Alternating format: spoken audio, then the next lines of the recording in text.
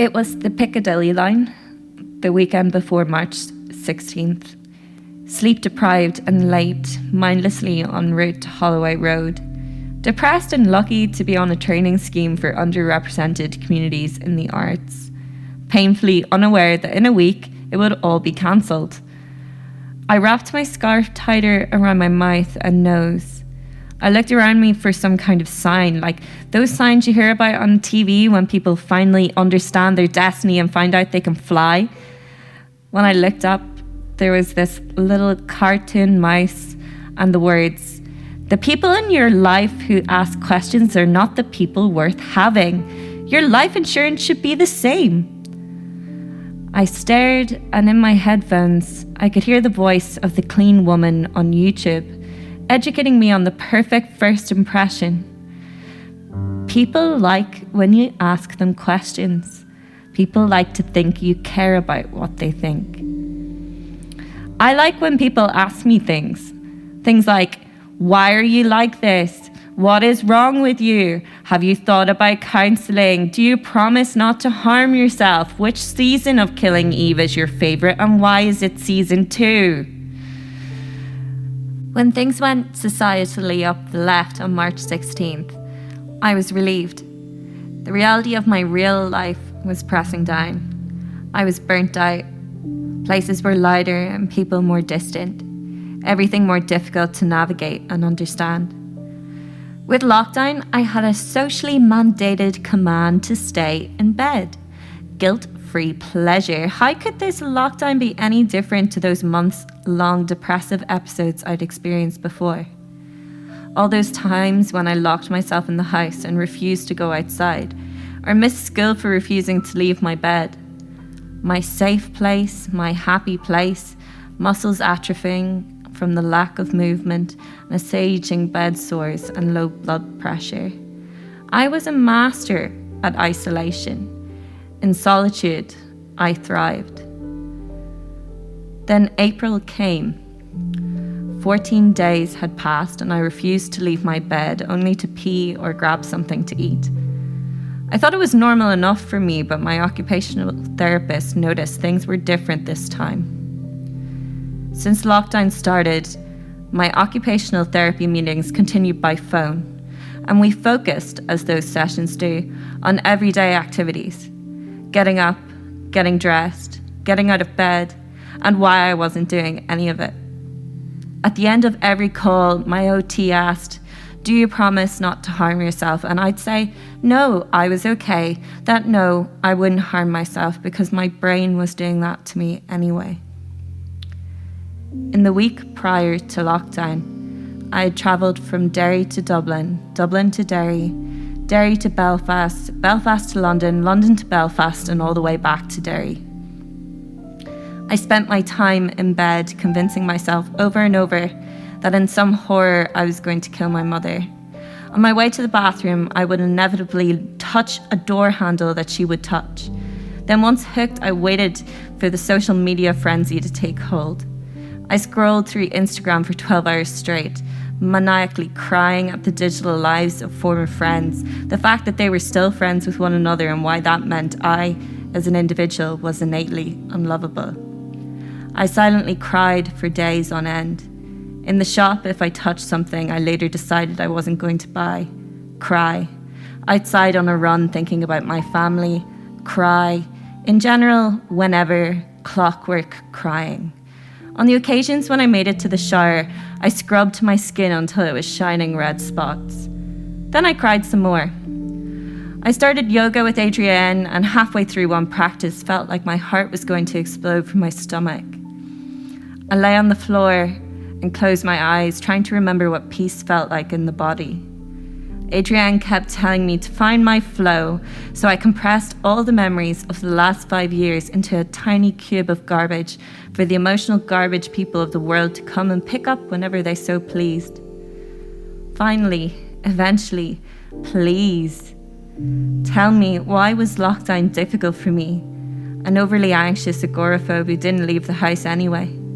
Surely months at home with nowhere to be would be dreamy. I didn't have to deal with the fear of missing out because everyone else was at home.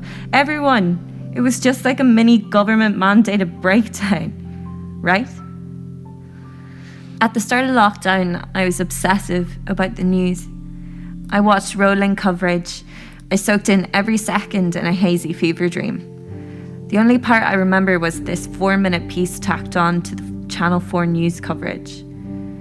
An 18-year-old girl named Emily spoke to a reporter. It's not hearing about the coronavirus. It's the wash your hands this amount of times, wash your hands to this song, wash your hands for 20 seconds. I understand why they had to do that, but I think for someone like me, it's really difficult.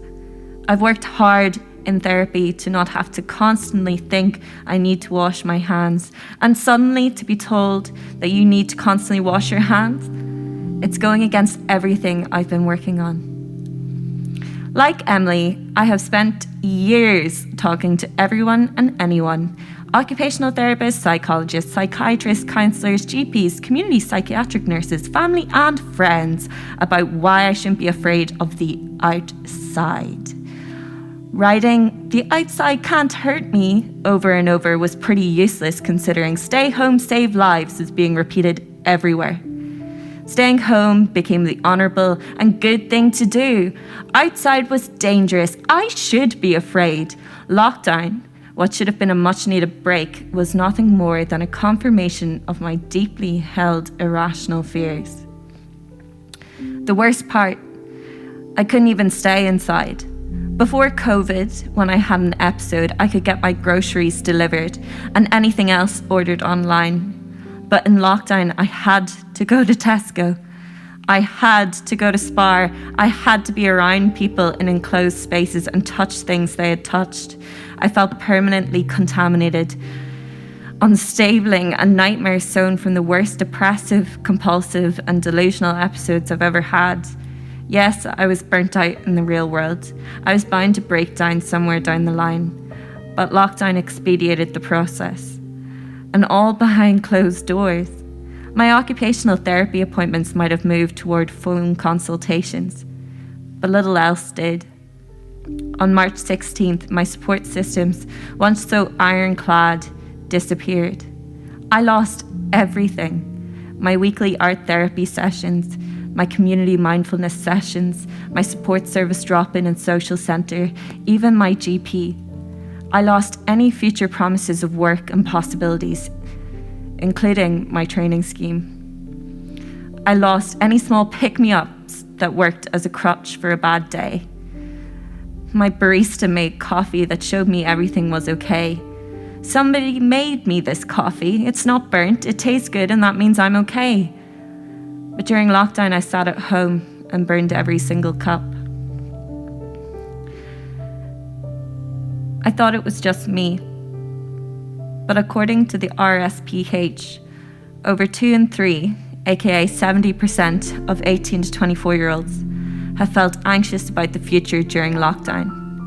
Instagram also tops the RSPH polls as the most detrimental social media for young people's mental health and well-being, with heavy usage intensifying the problem. After spending a month crying and scrolling through that damn platform and navigating all the erratic and unmanageable emotions it triggered, Instagram finally did a good thing. A promoted advert for something called Reimagine, Remake, something, whatever came up. And I was sleep deprived and tired and looking for a sign. And when my dad died back in 2009, my mommy told me that keeping busy is the only cure for emotional distress. So now when sad, when stressed, I will sign up for anything and everything going. Education, fitness, run, using anything and everything to build me up to maniacal high and the eventual emotional car crash when I failed to keep up. But Reimagine seemed kind of different. It seemed to be fun and friendly and buzzy and bright. So I signed up to a talk on April 22nd with Charlotte Reynolds on sustainable fashion and fashion history as seen through the Ulster Museum collections. When the morning of the talk came, I got showered. I got dressed. April 22nd is my birthday. In lockdown, I turned 24. My gift to myself was a reason to get washed and out of bed. I looked in the mirror, surprised as anyone to have reached 24 with a nasty mental health history in tow. And here I was, unemployed, living with my mother and full of mirtazapine weight gain. I had stopped getting dressed because my clothes didn't fit me anymore. If they did, thick thighs and love handles seeped out from the side. But today I had no choice. The email said to wear something that was special to us. People would actually see me. It was vital I seemed like I was holding it together. I had to hide any sight of the side effects. A bell arm midnight blue playsuit worn over a black velvet turtleneck, tighter than before, now slightly unadulterated, but I was safe in the knowledge that on Zoom I was nothing more than a talking head with a bit of neck and torso. I didn't care that they couldn't be seen. I zipped my new Edie Sedgwick boots. I wore glitter and lipstick and thought about what I would say. It was Fashion Revolution week and I was reminded of why I loved expressing myself even by just choosing how I was going to dress.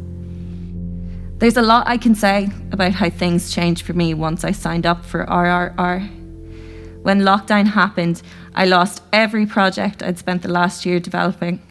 I didn't realise how this lack of purpose could affect me so dramatically, but it did. I shouldn't have been that surprised. Being employed can be a vital step to recovery. According to the Mental Health Foundation, 85% of those who are out of work experience mental ill health. I think what RRR gave me was a purpose. A small reason to get out of bed, then get dressed, then to excitedly work on my makeup and my visual expression.